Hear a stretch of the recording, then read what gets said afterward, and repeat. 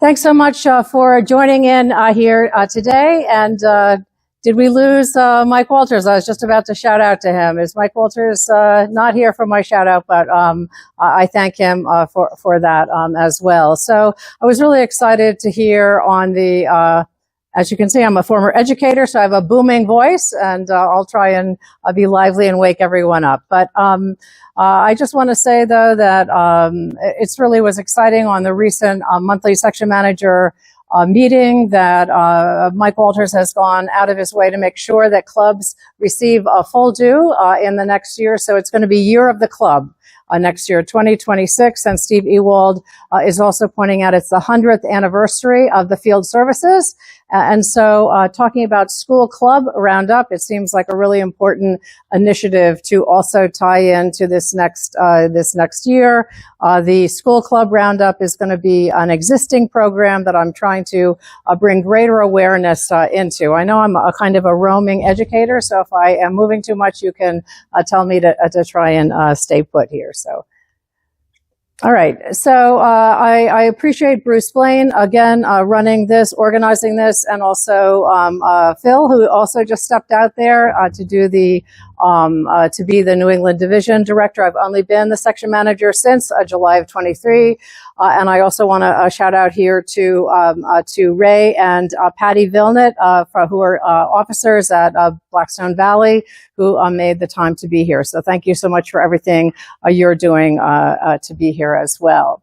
So what we have here is I'll be going first, and then Rowan, the new youth section coordinator, is in the back, recently arrived. Jeremy Taylor is not able to make it, but is also part of our effort here to try and reposition ham radio as a workforce development force multiplier along with scholarships. I know that Blackstone Valley gives out scholarships as well, and Rowan will be speaking to that as well.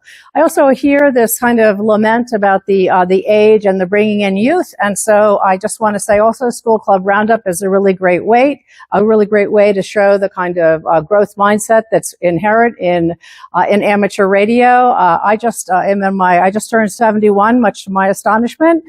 Jeremy is in his 40s, and Rowan, as you'll hear, is 22. And then School Club Roundup allows us to go down to kindergarten all the way through college. And so really this is a great opportunity to kind of use an existing program, tying it into the scouting JOTA, and also a winter field day to kind of have an existing program be leveraged to get mentoring across this whole sort of growth mindset, generational change here. So what we have here is a School Club Roundup happens on a set schedule. I'm using slides from last year because I've had security issues.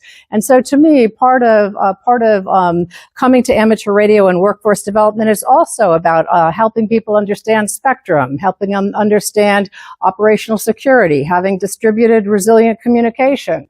And so I think there's any number of valid ways that we can use amateur radio to speak to new workforce development here as well. So we have JOTA is happening always on the third full weekend, and then we have a School Club Roundup is the next school week, and so you can go ahead and tie that into that. And you do not need to be an official student-run club to join, mentor, or make QSOs as an individual, and we'll be talking about that more going on. And then again, in February, it comes following from Winter Field Day. So people are excited about Winter Field Day. You can just sort of have this as an added awareness.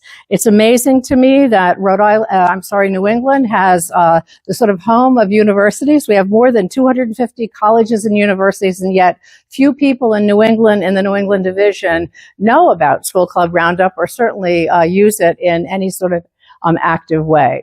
So to me, ham radio, which the FCC offers us as, let me just check my notes here, as a a civic innovation lab. And so here are the three categories I'd like to make sure that we call out is innovation and all the different ways that you can have workforce development tie-ins, which I think has been very effective in the work that we've done here in Rhode Island. It's also about transforming learning. It's a way of having demonstrating that we are using a ham radio as a hands-on active learning part, but then also having it be tied into future careers and skills, which is going to become ever more important in such a rapidly changing technology background.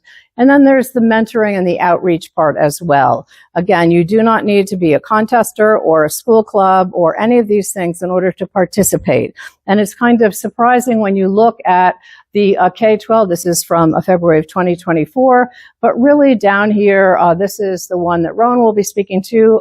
We have very few places in Rhode Island, in New England at all that have participated, and really it doesn't take much to kind of at least get started.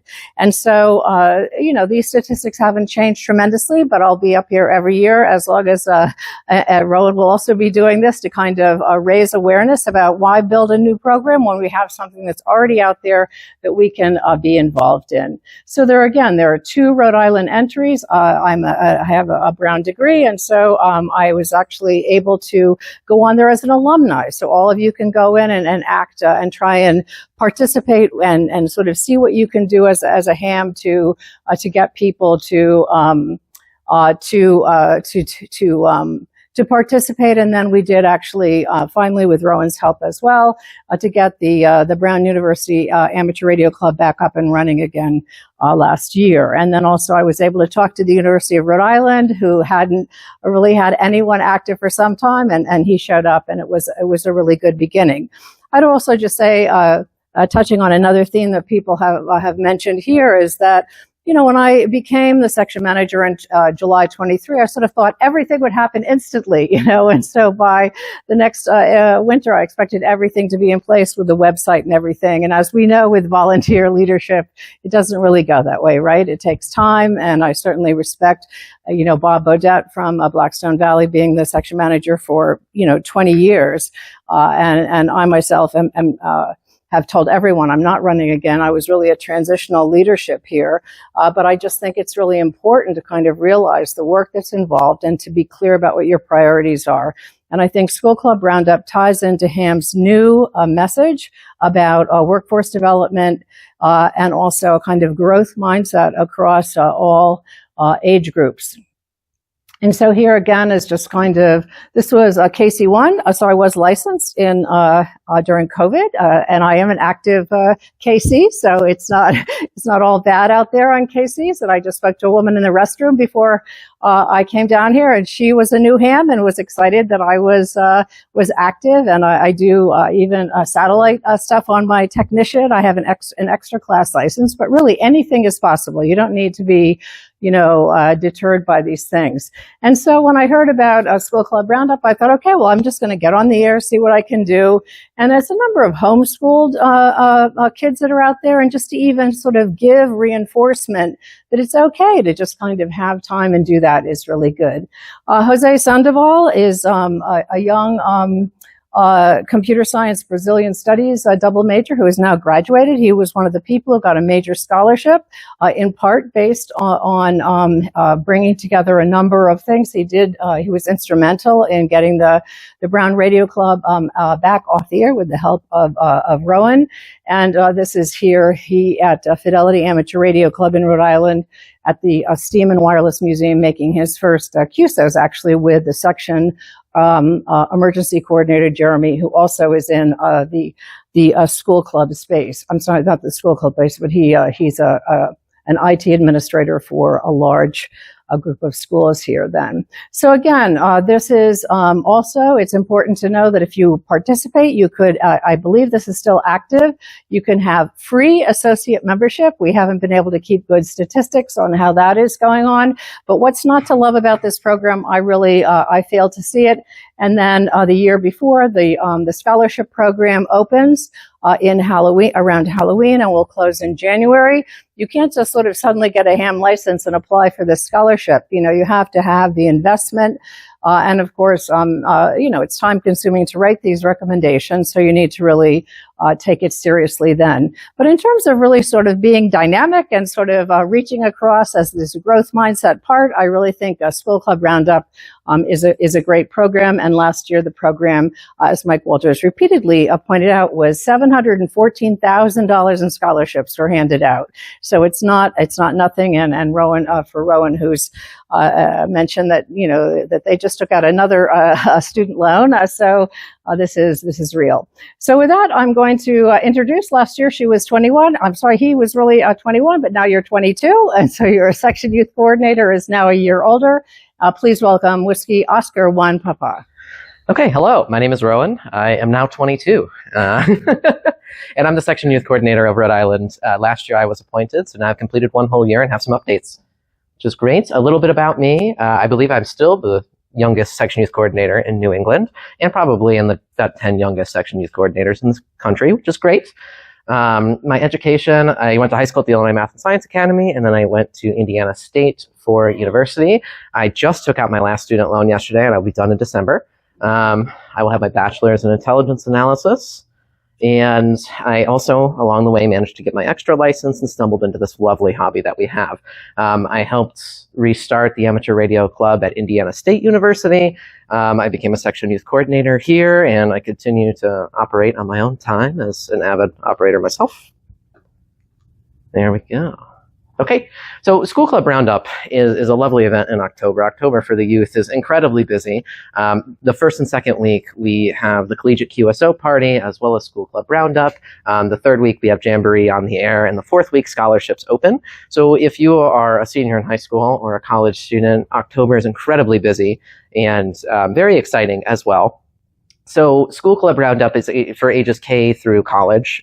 Even grad students and alumni can participate as well. And while it seems like a very good contest for students, it actually builds a lot of skills along the way and things that are highly relevant, both for school and their career as well. And so the question for clubs is, how can we continue to support this interest, especially if it's existing?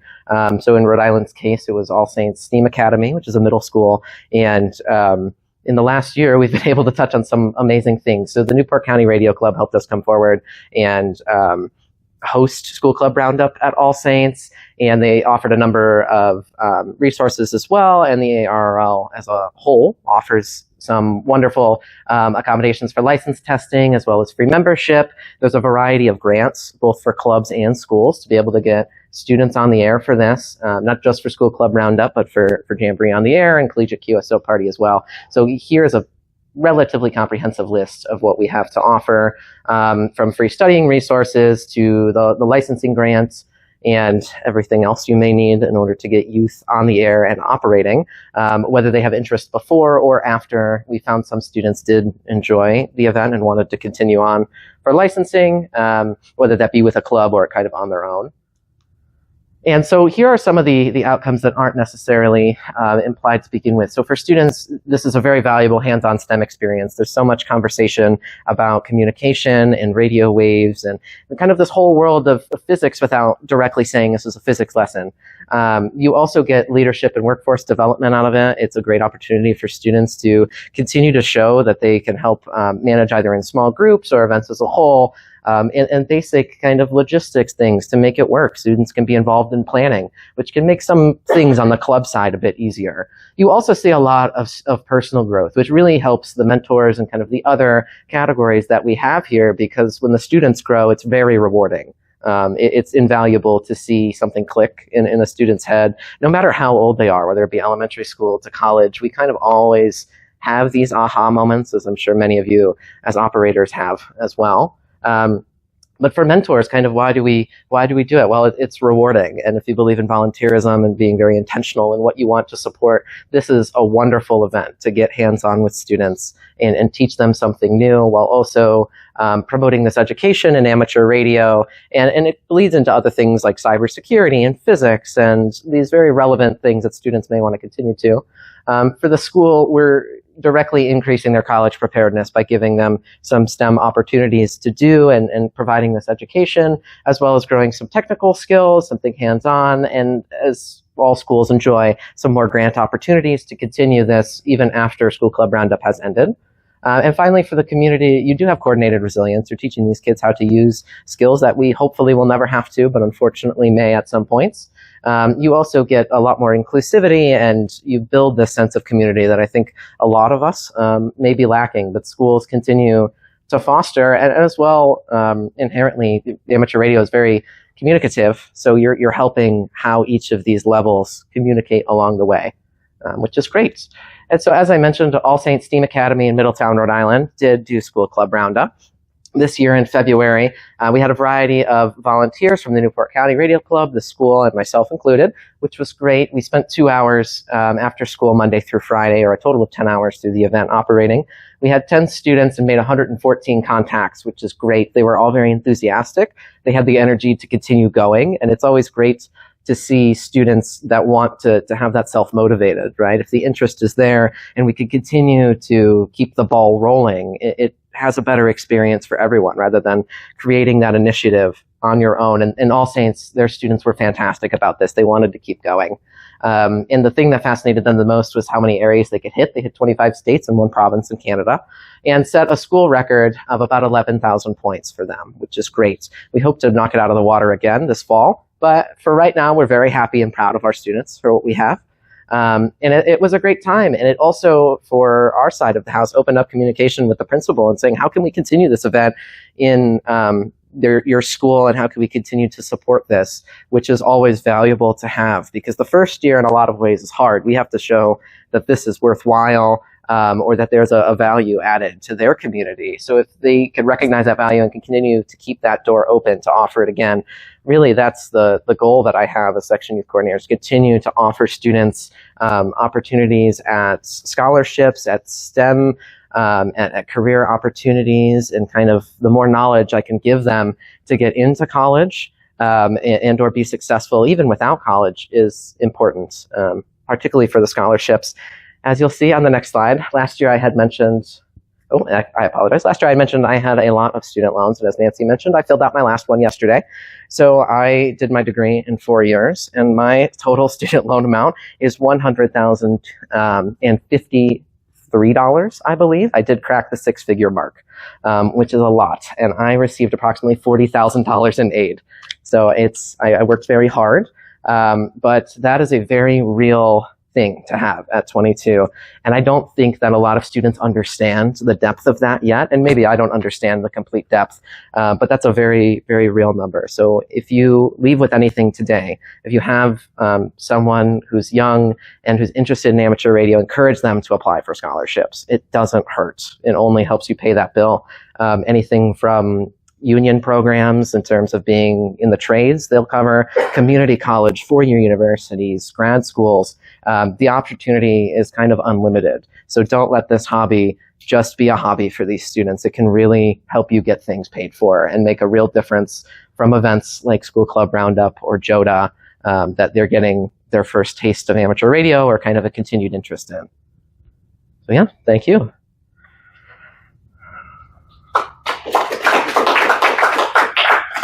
Questions for Rowan or Nancy? Any questions for Rowan and Nancy? The only thing I would just say is that I was the president of Newport County Radio Club for 2 years, and we did have a long-standing relationship with the STEAM Academy, but the leader of the principal, that person retired, and so it's also then there was an interim person and then another person. So you have to kind of always be showing value every time. So it's something. It's not the first time that we had made this connection with them. So. And I'll offer a couple comments. First of all, I think this is a great program, and my daughter received an ARDC scholarship to go to college, and so we were very grateful for that. But I teach at the Southeastern Connecticut Chinese School on weekends, and I have an amateur radio technician license course. And I think we need to do a better job of selling amateur radio to youth and to their parents. And I'll offer a suggestion as to how I've been doing this. In addition to getting into a great hobby, what does studying for an amateur radio license offer a high school student? Number one, a lot of what we do covers the second half of the high school physics curriculum. Electricity and magnetism, wave physics, etc. I think we can sell it based on getting ahead in physics. Second, it's an uncommon credential on your college application to advertise that you have any kind of amateur radio license and have done anything with it. So I think it's a distinguishing feature that people can highlight when they apply for admission to a university. Third, it teaches you how to have an extemporaneous conversation with a stranger in a safe environment. That's what we do as amateur radio operators. And when else might you have to have an extemporaneous conversation with a stranger in what I hope is a safe environment? A job interview. So if you're at all shy, I think amateur radio can really help you interact with other people and get yourself ready to, as a professor I know once said, be interested and be interesting in every conversation that you have. So unfortunately, I don't think that we really go through these points. And I think the league and I think we as clubs can probably do a better job in highlighting the value proposition of this hobby for youth and welcome ideas on how to do that.